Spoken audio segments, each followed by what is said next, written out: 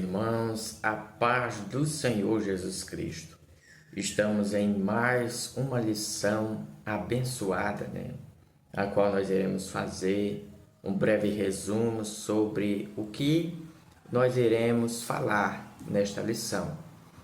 A lição de número 2, que fala sobre o falso evangelho.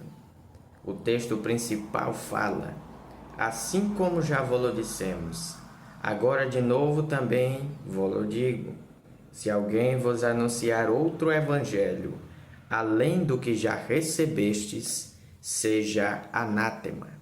Gálatas capítulo 1, versículo 9.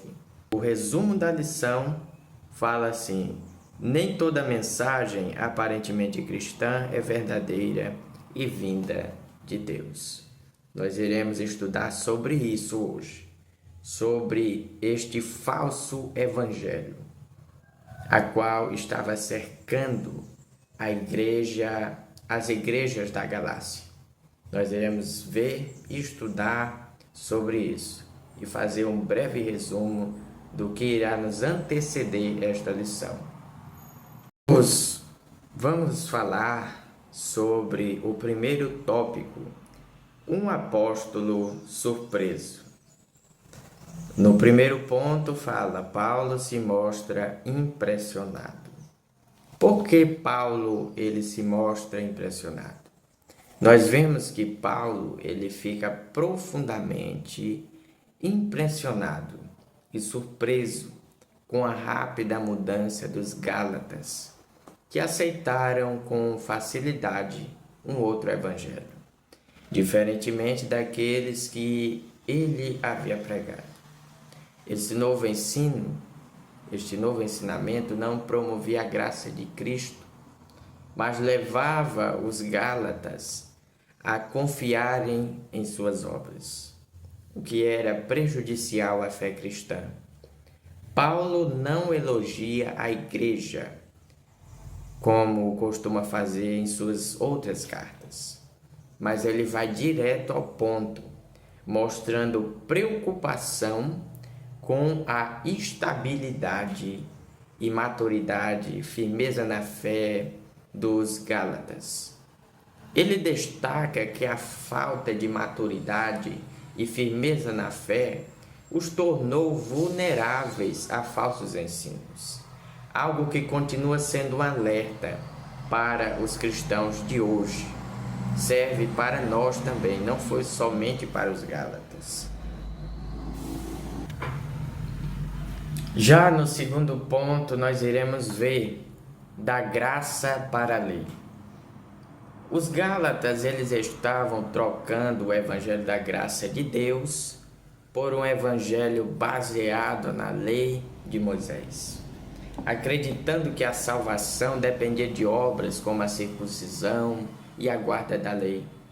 Esqueceram que a graça e o sacrifício de Jesus eram suficientes para a salvação. Essa mudança preocupava o apóstolo Paulo, pois significava abandonar o próprio Deus que os havia chamado pela graça. Porque quem abandona a graça, abandona também o Deus da graça. A carta aos Gálatas destaca a importância da graça como dom gratuito de Deus, incompatível com a salvação por obras humanas. Paulo ele enfatiza que não se pode misturar graça e mérito humano, pois são caminhos opostos. E os Gálatas, ao aceitarem outro evangelho, eles estavam sendo enganados e levados de volta à escravidão religiosa, porque para Paulo o problema não era apenas uma nova mensagem, mas uma mensagem distorcida que ameaçava a essência do evangelho verdadeiro. E aqui, no terceiro ponto do primeiro tópico, a qual fala sobre este outro evangelho, nós iremos ver que Paulo ele vai denunciar que os Gálatas estavam aceitando um outro evangelho, que na verdade não era evangelho algum. Em grego, há duas palavras para outro: allos, da mesma espécie, e héteros, de espécie diferente. Paulo usa héteros, ou seja, de espécie diferente, para mostrar que o evangelho pregado pelos judaizantes era completamente diferente do evangelho de Cristo, ou seja, era falso.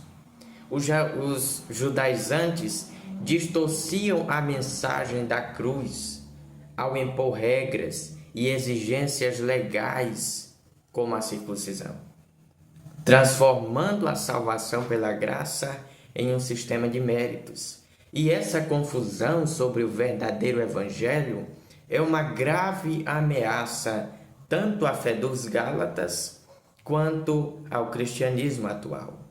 Qualquer evangelho que mistura fé com obras ou que impõe requisitos além da fé em Cristo é um evangelho sem poder que frustra aqueles que o seguem.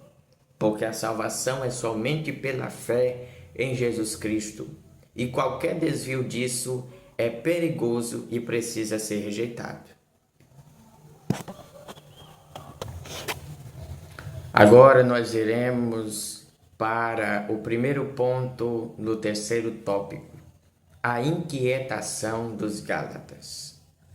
Neste primeiro ponto do terceiro tópico, nós veremos que os Gálatas eles estavam sendo perturbados. Por quê? Por falsos ensinos trazidos pelos judaizantes, que distorciam o verdadeiro evangelho de Cristo. E esses ensinos confundiam os crentes, causando inquietação espiritual, desviando-os da graça para a prática de obras da lei. Paulo usa a expressão vós inquietam e querem transtornar. Em Gálatas capítulo 7, Gálatas capítulo 1, verso 7, para mostrar que essas doutrinas estavam virando o evangelho de cabeça para baixo. Esses falsos mestres não apenas confundiam a igreja, mas estavam pervertendo o evangelho. E isso sempre gera uma perturbação, né? E o maior perigo não vinha de fora da igreja, mas de dentro, por pessoas que alteravam a mensagem de Cristo. E é isso que nós temos que nos ligar. Nós temos que estar no Espírito para sabermos discernir se os ensinos que são pregados vêm de Deus, vêm da revelação de Deus, da sua palavra, ou se vêm de meras opiniões humanas. Vamos para o segundo ponto do segundo tópico. Ainda que um anjo do céu. Paulo alerta que mesmo que ele, ou um anjo do céu, anunciasse outro evangelho, diferente do que já foi pregado, esse mensageiro deveria ser considerado anátema. Ou seja, anátema quer dizer maldito. Isso mostra a seriedade de não se desviar da verdade do evangelho, perdão. Anjos são mencionados nas Escrituras como mensageiros de Deus, mas a sua aparição não garante automaticamente autenticidade. A cultura judaica e os gálatas estavam muito, mas muito familiarizados com a presença de anjos. E por isso eles poderiam ser facilmente enganados por experiências espirituais falsas. Por isso que Paulo ensina que experiências sobrenaturais devem ser julgadas à luz do evangelho verdadeiro, pois até Satanás pode se disfarçar de anjo de luz. A vigilância espiritual, irmãos. É por isso que eu digo que a vigilância espiritual é essencial. Pois nem toda experiência espiritual vem de Deus. Mesmo que pareça verdade, mas pode não vir de Deus. É por isso que nós temos que estar em vigilância espiritual. Aqui no segundo ponto nós iremos ver anátema. A palavra anátema em Gálatas 1:9 vem do hebraico eren e possui dois sentidos. O primeiro é algo consagrado a Deus e ao mesmo tempo separado do uso humano. E no segundo é algo colocado debaixo de maldição. Anatematizo, ou seja, condenado. Paulo usa essa expressão de forma severa para mostrar que qualquer um, até mesmo um anjo, que pregue outro evangelho diferentemente do evangelho da graça de Deus, deve ser considerado maldito e condenado. O motivo é que pregar um falso evangelho significa abandonar o Deus da graça, rejeitando a salvação gratuita por meio de Cristo. Ele reforça que a teologia e experiência cristã devem andar juntas, e os Gálatas estavam se afastando de Deus porque estavam aceitando o evangelho distorcido. Assim, Paulo afirma que não se pode abandonar o evangelho da graça sem abandonar o próprio Deus. E nós veremos que Paulo usa essa linguagem forte porque o que está em jogo é o mais importante: a verdade do evangelho e a salvação eterna das pessoas. O que estava em jogo era a salvação dos Gálatas, o evangelho de Deus que estava sendo distorcido. Por isso ele usa este tom, que muitas vezes pode ser amargo, mas era o remédio que eles precisavam. No primeiro ponto do terceiro tópico, repetindo a advertência. Paulo ele reforça a seriedade do problema ao repetir sua advertência contra os falsos ensinos.